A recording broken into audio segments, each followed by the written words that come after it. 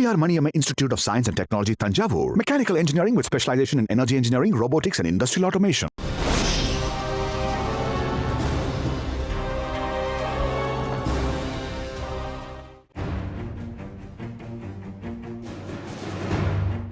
நீங்கள் பார்த்து கொண்டிருக்கின்ற இந்த காட்சி தமிழ் இனத்தின் மனங்களை சுக்குநூறாக உடைத்து அவர்களை பக்கப்பட்டு நிற்க வைக்கின்ற ஒரு காட்சி. அவர்களை கோபத்தின் உச்சத்திற்கு கொண்டு செல்கின்ற ஒரு காட்சி. EPDP அமைப்பின் தலைவரை தேடிச் சென்று அவரிடம் உதவி கோரி தமிழரசு கட்சி கெஞ்சி நிற்கின்ற காட்சி. இலங்கை தமிழ் மக்களை அடக்கி ஒடுக்கிய ஸ்ரீலங்கா அரசின் கைக்கூலியாக, நட்பு சக்தியாக, ஸ்ரீலங்கா அரசாங்கத்தின் ஒரு அங்கமாக, தமிழ் மக்கள் மீதான அதனது அத்தனை அடக்குமுறையின் ஒரு கருவியாக கடந்த 35 வருடங்களாக செயற்பட்டு வருகின்ற ஒரு அமைப்பு தான் EPDP அமைப்பு. தமிழ் மக்கள் மீதான ஸ்ரீலங்கா அரசின் அத்தனை இன அழிப்பு நடவடிக்கைகளுக்கும் துணை போன அமைப்பாக தமிழ் மக்களால் குற்றம் சுமத்தப்படுகின்ற EPDP என்கின்ற அமைப்பை தேடிச் சென்று அவர்களின் ஆதரவுக்காக அவர்களது காலில் விழுந்து உதவி கேட்ட தமிழரசு கட்சியின் செயல் மானரோசமுள்ள அத்தனை தமிழ் மக்களது இரத்தத்தையும் குதிப்படைய வைத்துள்ளது. கட்டுப்படுத்த முடியாத கோபம், தாங்க முடியாத அவமானம், எதுவுமே செய்ய முடியாத தங்களது இயலாமையை இட்ட கவலை, துடித்து போயுள்ளார்கள் தமிழ் மக்கள். சுமந்திரன் அணி என்பது தமிழ் தேசிய நீக்க அரசியலை செய்வதற்காகவே தமிழ் மக்கள் மத்தியில் களமிறக்கப்பட்ட ஒன்று என்று தமிழ் ஊடகவியலாளர்கள் பல வருடங்களாக திரும்ப திரும்ப தலையில் அடித்துக் கொண்டது இதற்காகத்தான். ஒரு விஷச்செடி என்றும் நச்சு பாம்பு என்றும் நாங்கள் திரும்ப திரும்ப எச்சரித்ததும் இதற்காகத்தான். தமிழ் இனத்தை என்றாவது ஒரு நாள் சுமந்திரன் ஸ்ரீதர் படமாளிகை வாசலில் கொண்டு சென்று நிறுத்துவார் என்பது எங்களுக்கு அப்பொழுதே தெரியும். ஆனால் இத்தனை சீக்கிரமாக அதனை செய்வார் என்று உண்மையிலே நாங்கள் எதிர்பார்க்கவில்லை. முதலில் யார் இந்த டக்ளஸ் தேவானந்தா என்று பார்த்துவிட்டு அதன் பின்னர் இதற்காக இந்த நபரின் கால்களில் விழுந்ததற்காக தமிழ் இனம் கொதித்து நிற்கின்றது என்கின்ற விடயத்திற்கு வருவோம். 1986 ஆண்டு நவம்பர் மாதம் 1ஆம் தேதி சென்னையின் சூளைமேட்டில் தமிழ்நாட்டைச் சேர்ந்த திருநாவுக்கரசு என்கின்ற இளைஞன் பட்டப்பகலில் பலர் முன்னிலையில் சுட்டுக் கொல்லப்படுகின்றார். அந்த படுகொலையை செய்துவிட்டு இலங்கைக்கு தப்பிச் செல்கின்றார் கொலையாளி. அவர்தான் டக்ளஸ் தேவானந்தா. EPDP என்கின்ற ஒரு ஆயுத குழுவை உருவாக்கி ஸ்ரீலங்கா அரசாங்கத்தின் ஒரு ப்ராக்சியாக, ஒட்டுக்குழுவாக 35 வருடங்களாக செயற்பட்டு வருகின்றார். ஆயுத குழுவான EPDPயின் அரசியல் செயற்பாடுகள் கூட தமிழ் மக்களின் அபிலாஷைகளுக்கு விரோதமான சிங்கள அரசின் அரசியல் ராஜதந்திர தேவைகளை பூர்த்தி செய்யும்படியாகவே தொடர்ந்து அமைந்து வருகின்றன. தமது உரிமைகளுக்காக ஈழத்தமிழர்கள் மேற்கொண்ட தேசிய விடுதலை போராட்டத்தை ஆயுதம் கொண்டு அடக்கியதிலாகட்டும், ஸ்ரீலங்கா ராணுவ சோதனை சாவடிகளில் நின்று தமிழ் இளைஞர்களை காட்டிக் கொடுத்ததிலாகட்டும், ஊடகவியலாளர்கள் உட்பட பல தமிழர்களை படுகொலை செய்ததிலாகட்டும், டக்ளஸ் தேவானந்தாவின் இந்த EPDP அமைப்பு புரிந்த அத்தனை அராஜகங்களும் தமிழ் மக்களுக்கு நன்றாகவே தெரியும். அப்படிப்பட்ட EPDP அமைப்பின் சித்திரவதை கூடம் என்கின்ற ஸ்ரீதர் படமாளிகை கட்டிடத்திற்கே சென்று EPDP தலைவர் டக்ளஸ் தேவானந்தாவிடம் ஆதரவு கோரி கெஞ்சி நின்ற தமிழரசு கட்சியின் செயல்தான் தமிழ் மக்களை இந்த அளவுக்கு கோபப்பட வைத்திருக்கின்றது. அதுவும் அற்ப பதவிக்காக இவர்கள் இப்படி செய்ததை தமிழ் மக்களால் நம்பவே முடியவில்லை, ஏற்றுக்கொள்ளவும் முடியவில்லை. தமிழ் மக்களின் விடிவுக்காக எத்தனையோ அர்ப்பணிப்புகளை செய்த ஒரு கட்சிதான் தமிழரசு கட்சி. தமிழ் மக்களின் விடுதலைக்காக ஏராளமானவர்கள் உயிர் தியாகம் செய்த கட்சிதான் தமிழரசு கட்சி. எப்படியான தலைவர்களினால் எல்லாம் வழிநடாத்தப்பட்டு கம்பீரமாக நெஞ்சை நிமிர்த்தியபடி அரசியலரங்கில் வரம் வந்த தமிழரசு கட்சி இன்று கூணி குறுகி ஸ்ரீதர் படமாளிகை என்கின்ற முட்டுச்சந்துக்குள் தனது அரசியல் வாழ்க்கையை முடக்கிவிட்ட அவலத்தை பார்க்கின்ற போது உண்மையிலேயே மனம் வேதனைப்படுகின்றது. தமிழரசு கட்சியின் இந்த நிலைக்கு சுமந்திரனை நோக்கி தமது கரங்களை நீட்டுகின்றார்கள் தமிழ் மக்கள்.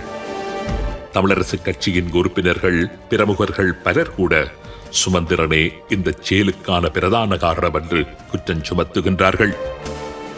தமிழ் மக்களின் பிணங்களின் மேலே கட்டப்பட்டுள்ள இபிடிபி என்கின்ற கல்லறைக்கு வெள்ளையடிக்கும்படியான செயல் இது என்று அவர்கள் கோபம் வெளியிட்டு வருகின்றார்கள்.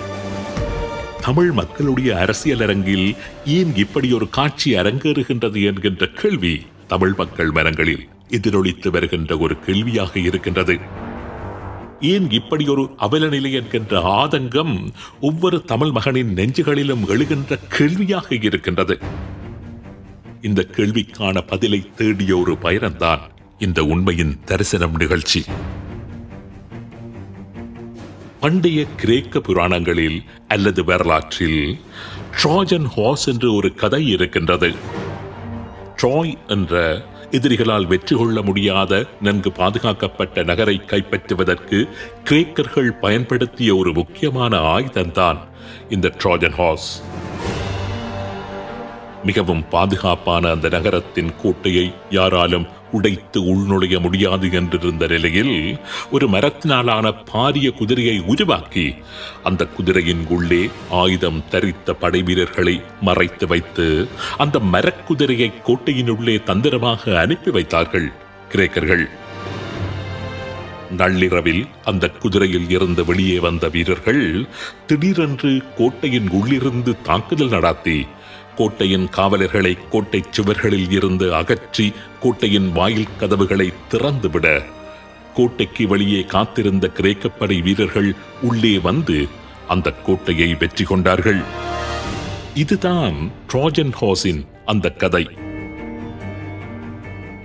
ட்ராஜன் குதிரை என்பது ஒரு பலமான அமைப்பினுள் அல்லது ஒரு பலமான நாட்டினுள் ரகசியமாக அனுப்பி வைக்கப்படுகின்ற எதிரியின் நம்பிக்கைக்குரிய நபரை குறிப்பதற்கு பயன்படுத்தப்படுகின்ற சொல்லாடல். தமிழர் தரப்புகளை எடுத்துக்கொண்டால் இது போன்ற பல ட்ராஜன் குதிரைகள் தமிழ் மக்களுக்குள் எதிரிகளால் அனுப்பி வைக்கப்பட்டுள்ளார்கள். குறிப்பாக 2009 ஆண்டு மே மாதத்திற்கு பின்னர் தமிழ் இனத்தினுள் அனுப்பி வைக்கப்பட்டுள்ள பல ட்ராஜன் குதிரைகளை தமிழ் மக்கள் ஒவ்வொன்றாக தற்பொழுது அடையாளம் கண்டு வருகின்றார்கள். தமிழரசு கட்சியை எடுத்துக்கொண்டால் இன்று அந்த கட்சியின் அதிகார மட்டத்தில் இருக்கின்ற பெரும்பாலானவர்கள் 2009 ஆண்டிற்கு பின்னர் அந்த கட்சியினுள் வந்து சேர்ந்தவர்கள்தான். சேர்ந்தார்களா அல்லது அங்கு சென்று சேரும்படி அனுப்பி வைக்கப்பட்டார்களா என்பதை நீங்களே ஆராய்ந்து அறிந்து கொள்ள முடியும். தமிழரசு கட்சியில் இன்று நிர்வாக பொறுப்புகளில் இருக்கின்ற அநேகமானவர்களுடைய கடந்த கால வரலாற்றை ஆராய்ந்து பார்த்தால் 2009 ஆண்டுக்கு முன்னர் வரை அவர்களுக்கும் தமிழரசு கட்சிக்கும் இடையில் எந்தவித தொடர்புமே இருந்திருக்காது. கொழும்பில் சிங்கள ஏகாதிபத்தியத்துடன் இரண்டர கலந்து வாழ்ந்து வந்தவர்கள். ஆல்பர்ட் துரையப்பா தமிழின வெடிவுக்கு எதிராக அடக்குமுறைகளை பிரயோகித்த போது அவருடன் தோளோடு தோள் நின்று அவரை உற்சாகப்படுத்தியவர்கள். தமிழின படுகொலையாளிகளுடன் இணைந்து தேர்தலில் போட்டியிட்டவர்கள். இவர்கள்தான் இன்று தமிழரசு கட்சியை வழிநடத்துகின்றவர்கள். பின்வாசல் வழியாக தமிழரசு கட்சிக்குள் நுழைந்து அந்த கட்சியின் தூண்களையெல்லாம் ஒன்றொன்றாக அகற்றி ஒரு தற்காலிக வெற்றிடத்தை கட்சியினுள்ளே திட்டமிட்டு உருவாக்கிவிட்டு பின்னர் அந்த கட்சியையே முற்றிலுமாக ஆக்கிரமித்து வைத்துள்ளவர்கள்தான் இன்றைய நிர்வாகிகள். தமிழரசு கட்சியின் தூண்களாக இருந்து வந்த பலரை அவர்கள் கட்சியை விட்டு வெளியேற்றினார்கள் என்று கூறினேன் அல்லவா? அப்படி அவர்களால் தமிழரசு கட்சியை விட்டு வெளியேற்றப்பட்டவர்கள் யார் யார் என்று நீங்கள் பார்த்தீர்களானால் அத்தனை பேருமே தமிழ் தேசியத்தின் பால் உறுதியாக நின்றவர்கள். தேசியத்திற்காக ஏராளமான அர்ப்பணிப்புகளை செய்தவர்கள். அத்தனை பேரையுமே திட்டமிட்டு ஒவ்வொருவராக பார்த்து வெளியேற்றினார்கள். உதாரணத்திற்கு மட்டக்களப்பு மாவட்ட முன்னாள் நாடாளுமன்ற உறுப்பினர் அரியநேந்திரனை எடுத்துக் கொள்ளுவோம். ஆரம்ப காலத்தில் இவர் ஒரு ஊடகப் போராளியாக இருந்தவர். தேசிய இன விடுதலைக்காக பேனா கொண்டு பல சாதனைகளை படைத்தவர். தமிழ் தேசியத்தின் மீது தீரா மோகம் கொண்ட ஒருவர். கருணாவின் பிளவு இடம்பெற்ற காலகட்டத்தில் அவருடைய உயிர் குறிவைக்கப்பட்ட போது கூட தேசியத்தின் பால் நின்று நெருப்பாற்றில் நீச்சல் செய்து கடந்து வந்தவர். 2 தடவைகள் தமிழரசு கட்சி சார்பாக நாடாளுமன்றம் தெரிவானவர். தற்பொழுது இவர் தமிழரசு கட்சியில் இருந்து வெளியேற்றப்பட்டுள்ளார்.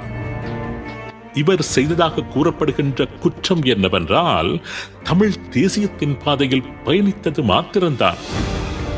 கடந்த ஜனாதிபதி தேர்தலில் சிங்கள தலைவர்களுக்கு வாக்களிக்க வேண்டும் என்று தமிழரசு கட்சி நிர்வாகத்தை ஆக்கிரமித்துள்ள வந்தேறிகள் கூறி நிற்க தமிழ் தேசியத்தை முன்னிலைப்படுத்தி தேர்தலில் போட்டியிட்டதுதான் இவர் மீது சுமத்தப்படுகின்ற குற்றச்சாட்டு. நாடாளுமன்ற உறுப்பினர் ஸ்ரீதரன் தமிழ் மக்களின் அதிக ஆதரவை பெற்று 4 தடவைகள் நாடாளுமன்றம் தெரிவானவர். கட்சியின் பொதுக்குழு இவரைத்தான் கட்சியின் தலைவராக தெரிவு செய்திருந்தது. ஜனநாயக முறைப்படி வாக்களித்து தெரிவு செய்திருந்தது. ஆனால் இன்று வரை இவரால் அந்த பதவியை நோக்கி ஒரு அங்குலந்தானும் நகர முடியவில்லை. தொடர் வழக்குகள் போட்டு முடக்கி வைக்கப்பட்டிருக்கின்றார் ஸ்ரீதரன். இவர் செய்த குற்றம் என்னவென்றால் தமிழ் தேசியத்தை நேசித்தது மாத்திரம்தான். பிரபல வழக்கறிஞர் தவராஜா, சார்ல்ஸ் நிர்மலநாதன், சசிகலா ரவிராஜ் இப்படி தமிழரசு கட்சியினுள் தமிழ் தேசியத்தை நேசித்த, தமிழ் தேசியத்தில் உறுதியாக நின்ற அத்தனை பேரும் ஏதோ ஒரு வழியில் கட்சியை விட்டு வெளியேற்றப்பட்டு கொண்டிருப்பதானது கட்சியினுள் தமிழ் தேசிய நீக்க அரசியல் செய்யப்படுகின்றதா என்கின்ற கேள்வியை எழுப்பியிருப்பதாக கூறுகின்றார்கள் கட்சி உறுப்பினர்கள். தமிழ் தேசிய விடயத்தில் விட்டுக் கொடுப்பு எதனையும் செய்யாத மக்கள் ஆதரவு பெற்ற தலைவர்கள் எப்படி தமிழரசு கட்சியை விட்டு ஓரங்கட்டப்படுகின்றார்கள் என்று ஆராய்ந்து பார்த்தால் சிரித்தபடி காட்சியில் வந்து நிற்கின்றார்கள் இந்த ட்ரோஜன் குதிரைகள். இந்த ட்ரோஜன் குதிரைகளின் சீர்பாடுகளை கொஞ்சம் உற்று பாருங்கள். தமிழ் மக்களை இவர்கள் அரசியல் மயப்படுத்த மாட்டார்கள். தமிழ் மக்களுக்கு அரசியல் அறிவூட்ட மாட்டார்கள். புலம்பெயர் தமிழ் மக்களுடன் எந்த வகையிலும் தொடர்பு வைக்க மாட்டார்கள். தமிழ்நாட்டு தமிழ் அரசியல் கட்சிகளுடன் உறவு பாராட்ட மாட்டார்கள். தமிழ் உணர்வாளர்களை கட்சிக்குள் அனுமதிக்க மாட்டார்கள். குறிப்பாக கட்சியை நோக்கி வரும் தமிழ் உணர்வாளர்கள் தப்பித்தவரை புத்திஜீவிகளாக இருந்துவிட்டால் கட்சி அலுவலகம் இருக்கும் தெருவில் கூட நடமாட விட மாட்டார்கள். ஒருவேளை சட்டம் படித்த யாராவது தமிழரசு கட்சியில் இணைய முன்வந்தால் அரசியல் பக்கமே எதிர்காலத்தில் அவர்கள் வராதவாறு காரியமாற்றி திறத்து விடுவார்கள். இதுதான் தமிழரசு கட்சியின் இன்றைய நிலை. தமிழ் மக்களுக்கு உண்மையிலேயே எது உகந்தனவோ அவற்றில் ஒன்றைத்தானும் செய்வதற்கு அவர்கள் ஒருபோதும் முன்வர மாட்டார்கள். தமிழரசு கட்சியில் இளைஞர் அணி என்று ஒன்று இருக்கின்றது. அது என்ன செய்கின்றது என்று இந்த தமிழரசு கட்சி இளைஞர் அணி உறுப்பினரை கேட்டாலும் அக்கம் பக்கம் பார்த்துவிட்டு வாய்களை பிதுக்கி கைகளை விரித்து காண்பிக்கின்றார்கள். மகளிர் அணி என்ன செய்கின்றது, அவர்களது வேலை திட்டங்கள் என்ன என்று கேள்வி எழுப்பினால் அப்படி எதுவுமே கிடையாது என்று மகளிர் அணியினரே கூறுகின்றார்கள். தமிழ் இனம் செய்தியாக வேண்டிய எத்தனையோ காரியங்கள் இன்று முன்னே இருக்கின்றன. தமிழ் மக்களின் அபிலாஷைகளை அடுத்த தலைமுறையினருக்கு கடத்த வேண்டிய மிகப்பெரிய கடமை நமக்கு இருக்கின்றது. ஆனால் தமிழ் இனத்தை தலைமை தாங்குவதாக கூறிக்கொண்டிருக்கின்ற இந்த தலைமைகள் தமிழ் மக்களின் உரிமைகளை ஸ்ரீதர் படமாளிகையிலும் டக்ளஸ் தேவானந்தாவின் சட்டை பைக்குள்ளும் தேடிக்கொண்டிருக்கின்றார்கள். 30 வருடங்களாக தமிழ் மக்கள் போராடியது, ஆயிரக்கணக்கான லட்சத்திற்கும் அதிகமான தமிழ் மக்கள் உயிர் தியாகம் செய்தது எல்லாமே இந்த உள்ளூராட்சி சபைகளை கைப்பற்றுவதற்காகத்தான் என்று அழகாக கொண்டு வந்து முடித்துவிட்டு அதனை நியாயப்படுத்திக் கொண்டும் இருக்கின்றார்களே. எதிரிகள் விரும்புகின்ற இந்த காரியங்களை எல்லாம் செய்வதால் தான் இவர்களை ட்ரோஜன் குதிரைகள் என்று கூறுகின்றார்கள் தமிழ் மக்கள். முதன்மை கட்சியாக நாங்கள் இருந்தாலும் ஆட்சி அமைப்பதில் இருக்கிற சில தடங்கல்கள் எண்ணிக்கை குறைவு காரணமாக